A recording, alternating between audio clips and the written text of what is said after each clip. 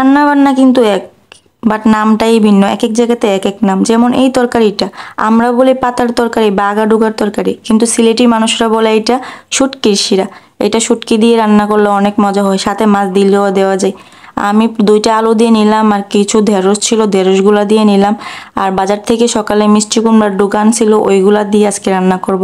সাথে আবার অনেক কিছু অ্যাড করা যায়, যেমন এই লাউয়ের ডুগা, চাল কুমড়ার পাতা, এই আর কি। আমি প্রথমে কয়েকটা শুটকি নিয়ে নিচ্ছি, শুটকিটা ভালোভাবে ধুয়ে তারপরে এটার পানিটা ছেঁকে কাঁটাগুলা ফালাই দিছি। তারপরে শুটকির পানিটা পাতিলে ঢেলে নিয়ে এটার মধ্যে 2টা শিং মাছ দিয়ে নিচ্ছি। মাছ দিলেও দিতে পারেন, না দিলেও রান্না করা যায়, কোনো ব্যাপার না। শুটকি দিয়ে রান্না করলে আরো বেশি মজা। তারপরে এটার মধ্যে হলুদ, ধনে গুঁড়া, মরিচ গুঁড়া দিয়ে রসুন আর কয়েকটা পেঁয়াজ থেতো করে নিছি, সেটা দিয়ে নিছিলাম। শুটকির তরকারিতে অবশ্যই রসুন পেঁয়াজ লাগবে। দেন এখন আমি মাছগুলো তুলে নেব, মাছগুলো তুলে সাইডে রেখে দিছি। এখন আমি দিয়ে নেব সবগুলো পাতা, আগাডোগা আর কি আমরা যেটা বলি সেটি। সবগুলো দিয়ে দেওয়ার পর আমি এটা ঢেকে দেবো সিদ্ধ হওয়ার জন্য একটু।